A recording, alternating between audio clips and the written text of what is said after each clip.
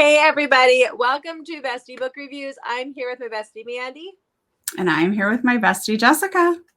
So this is our Convincing My Bestie series where we convince each other to read within a certain trope within romance. So this time it is my turn to convince Mandy to read something.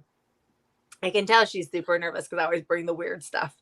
But I promise it's not weird because today we're going to do retellings. So okay, that's not so bad. Breathe a sigh of relief. But before we get started with that, don't forget to hit the subscribe button, and Mandy is going to tell you why. Yes, Mandy is. Because we are on our road to 1K giveaway, and when we hit 750 subscribers, we will be giving away the signed copy of 9 Minutes by Beth Flynn. So make sure you hit that subscribe button and follow us on Instagram for an extra entry.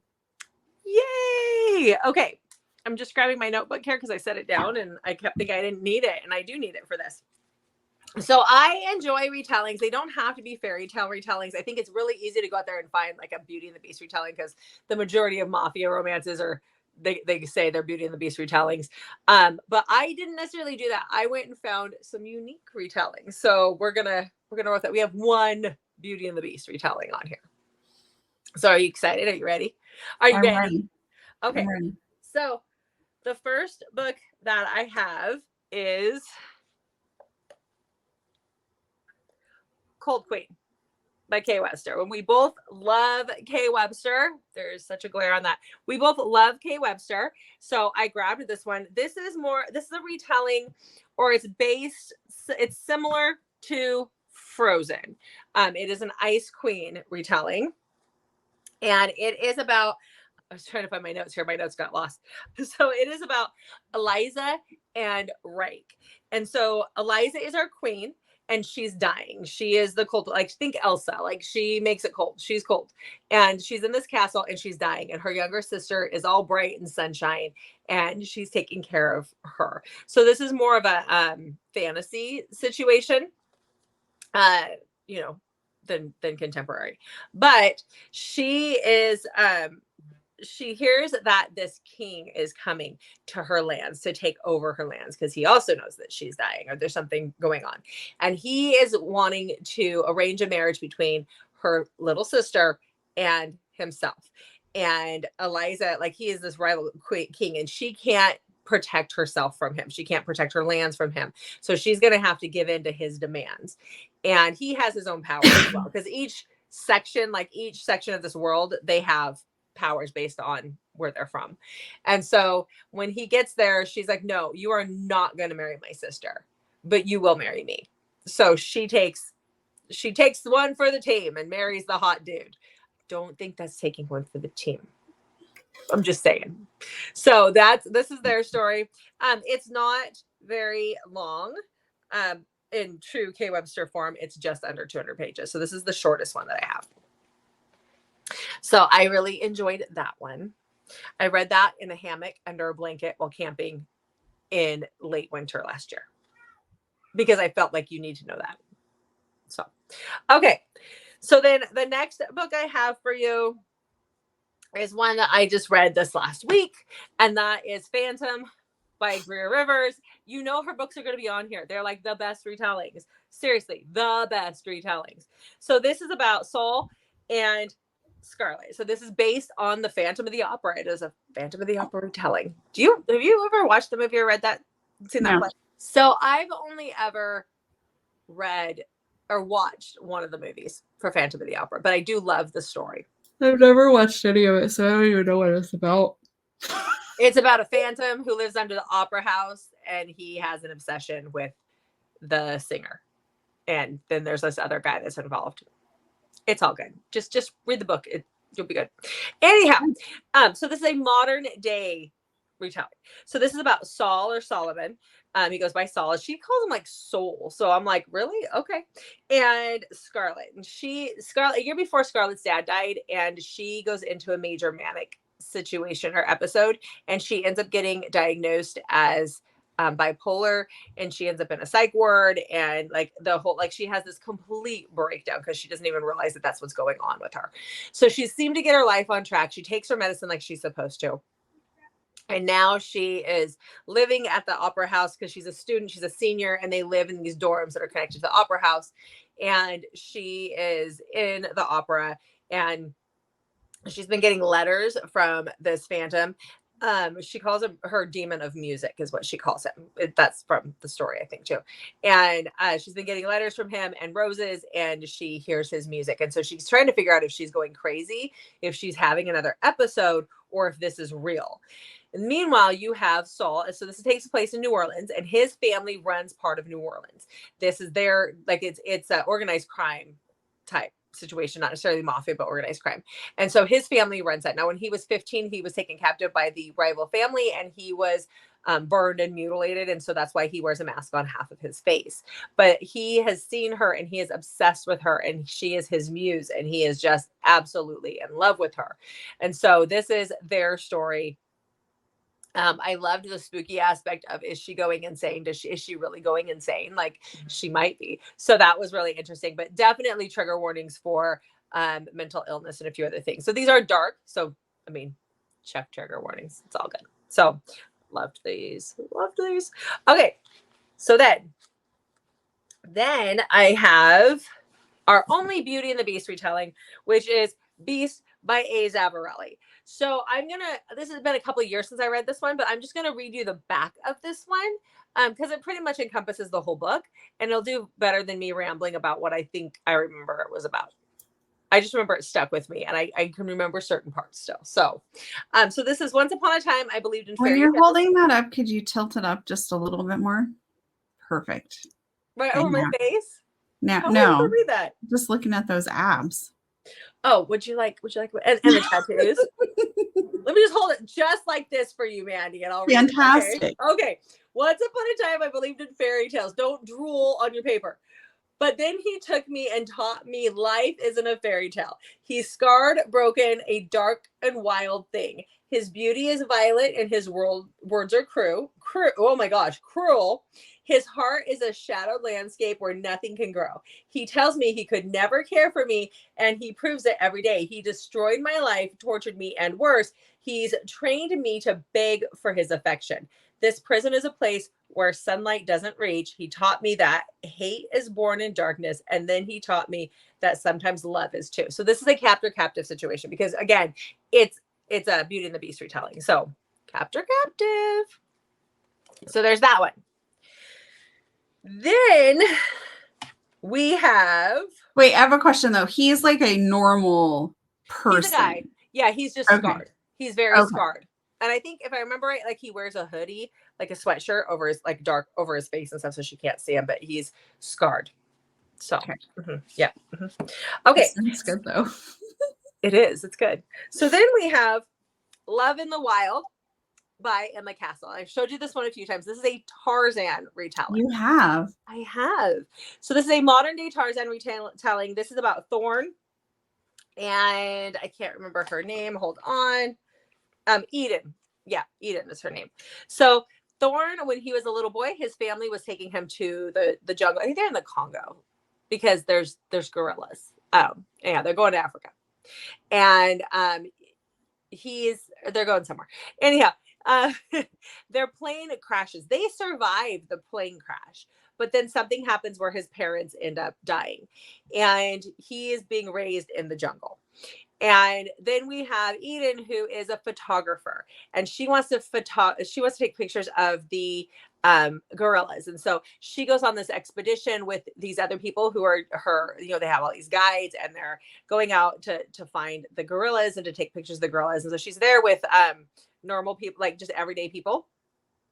And the day that they're out there, they see the gorillas, and then they are attacked by bad guys who are poachers, and they line everybody up and they dispose of them.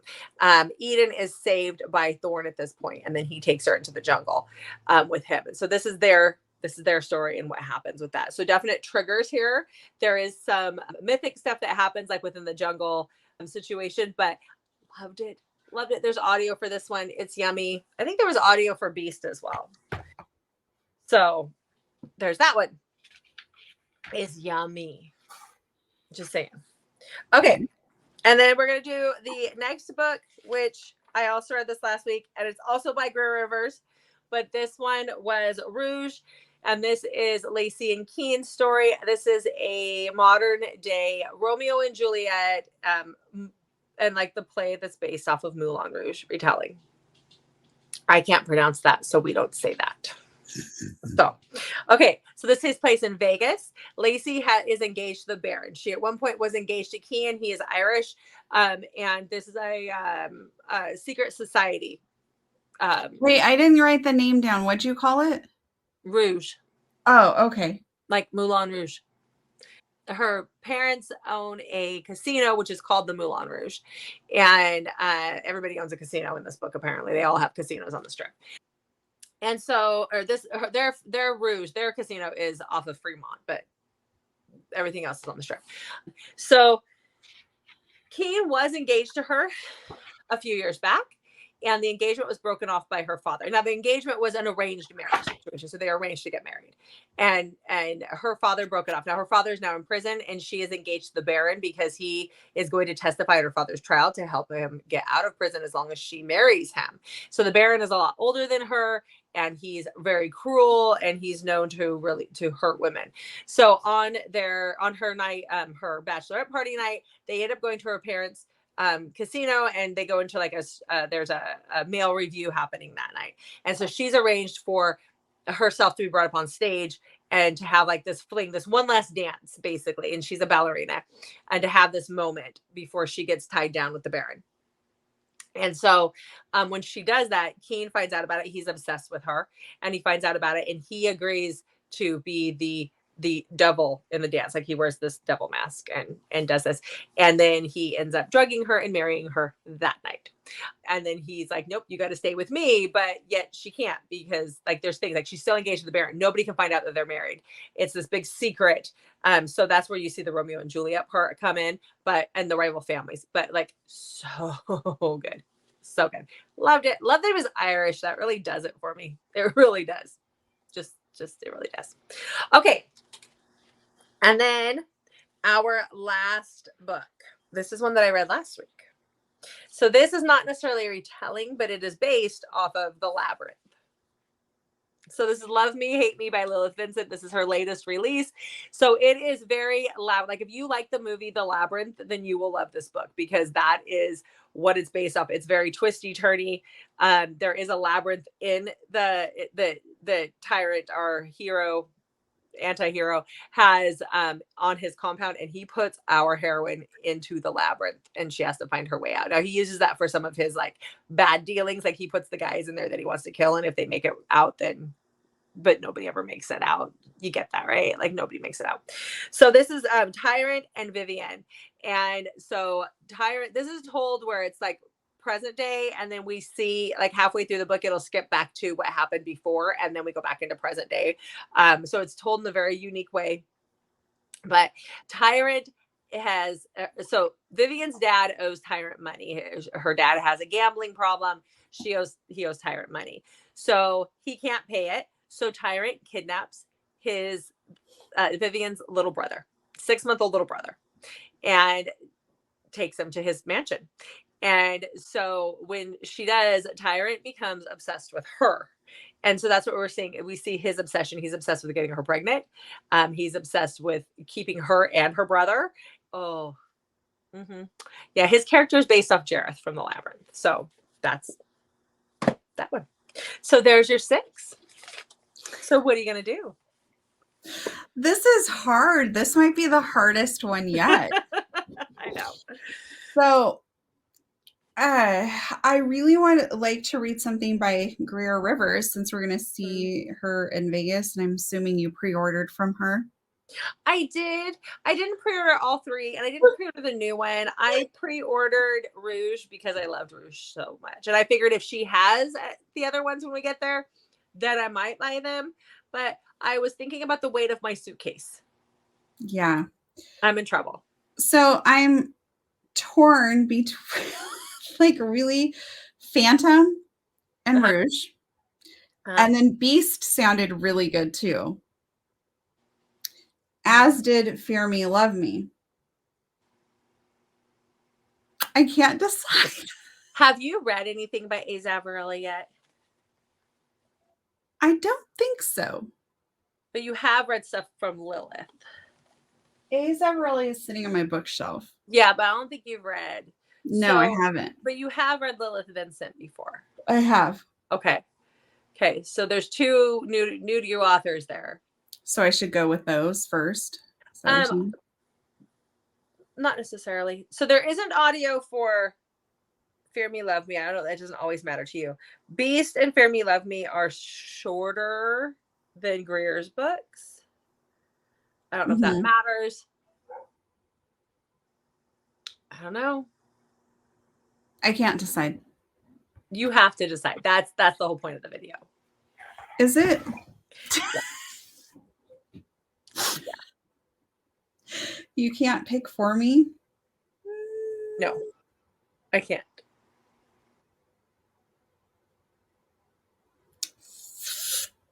I can't decide. I'm afraid I'm going to say one and then I'm going to go to read it and be like, darn it, I should have picked the other one.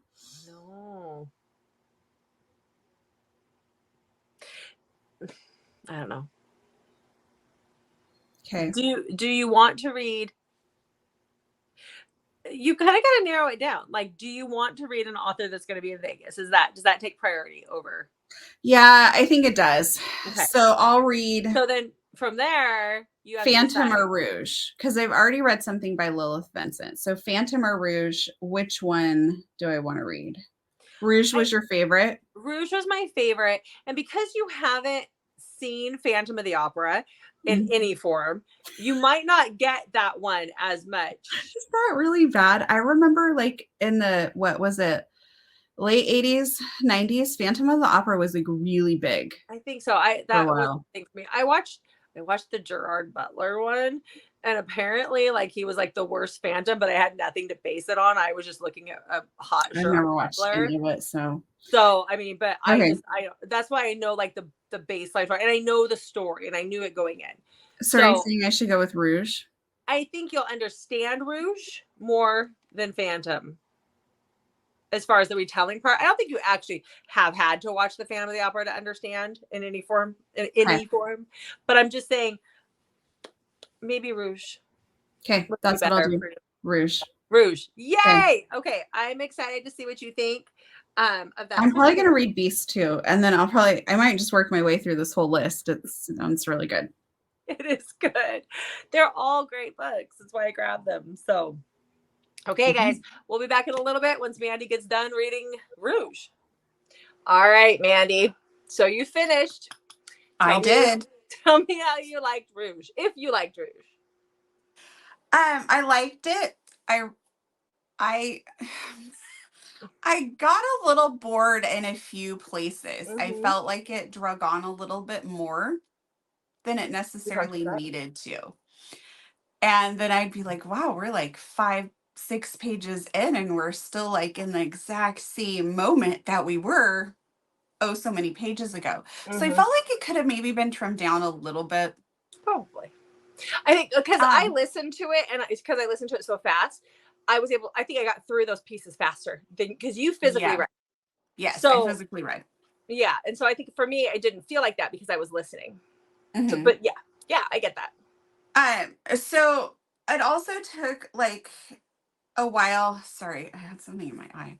It also took me a while to kind of imagine the world that they were living in. And so I kept just kind of relating it back to Mafia a little bit with the arranged marriage and stuff. And that kind of helped me grasp concepts better. They were in Vegas. Just picture Vegas. I know, but like the whole like hierarchy of how all these families work. Oh, the secret society type situation? Yes. Yeah, yes. I read enough of those that didn't bother me. I figured that out. But yes, I get that. Yep. Well, I've never read Secret Society before that I can think of. It's like Mafia. I just picture so like that's just what I like. I was like, okay, this kind of feels just like a Mafia style world, you know. And so, yeah. Yeah, good. There was a So little insta-lovey at times. I think But that's because we didn't see their I think that's because we didn't see their connection when they were younger, or when they were, because they were betrothed to each other. Although I don't think they spent a lot of time with each other. But it he didn't seem like it.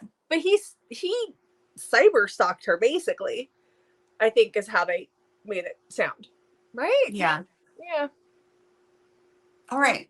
So I rated it a 4. Good. Okay. We're still besties. We're still good.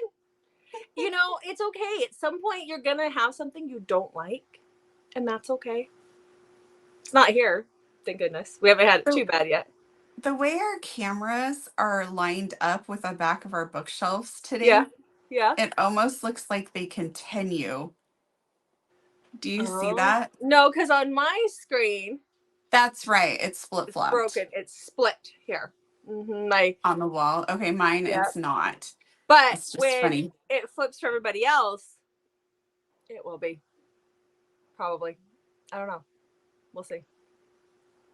All right. I don't know. I'm having quite the hair day today, so it's a good thing this is only like 5 minutes long. Okay, so you did okay. So Rouge was I liked it. I'm excited to meet Greer. You've now read one of Greer's books. Yes. So I'm excited for the next one though in the series. I think also, and maybe I don't know. I think that maybe retellings is just not my thing because I read the Peter Pan one. Yeah. I can't think of the name. Second to the right. And I wasn't like that one. I liked it, but I was a little confused because I don't remember ever actually reading Peter Pan. Sad. But have you ever actually read or watched the movie Mulan Rouge or read the play that Mulan Rouge is based off of? See, there's the problem right there. Okay, that's what I'm saying. I know that you know Romeo and Juliet, so that much I get. But a lot, I felt like this was really based off that play, which I cannot pronounce because it's in French. I didn't get Romeo and Juliet vibes. The dueling families, I think, and there were a few things where I went, oh yeah, that's kind of Romeo and Juliet. I don't remember now because it's been a few weeks since I read it. Very loosely. Yes, I think it was more Mulan Rouge than which I've never seen. I've never fully watched the movie, but I've seen the play. So, yeah. Never seen any of it. So yeah, okay. Well, there you go. So guys, go read it. I'm excited for the next one. It's Sweeney Todd. I'm really curious how she's going to do this. Sweeney Todd kind of grosses me out and creeps me out a little bit, but who's Sweeney Todd? The movie had Johnny Depp in it. Sweeney Todd is the demon barber of Fleet Street. It's a play as well. It's a Broadway production. Oh, I've never been to a Broadway production before. When we were in Anchorage in the wintertime, because it had no sunlight, for a lot of the days, we had barely any sunlight in the winter. My husband would take me to the Performing Arts Center. They had we had Broadway productions that came up to Anchorage all the time. So, and my aunt and uncle did it before Jeff and I met. Oh, I've seen the Nutcracker, but that's a ballet, not a Broadway show. Yeah, it's not based on the Nutcracker. Good job. We're gonna have to take in a few Broadway shows, but that means driving to Seattle and being in downtown Seattle. I can hear your dog clickety clacking. It's because my daughter came in to use my bathroom and she left the door open. Okay, we're almost done. So, all right, it's hardwood floors and dogs. So, all right, guys, that is what we have for you for retellings. So let us know in the comments. Do you like retellings? Have you read any of these books? And what are some of your favorite retellings if that's a trope you like? Tell us all the book things. And make sure to check back on Mondays, Thursdays, and Saturdays for new videos from us. Until then, we'll see you guys in the next video. Thanks for watching.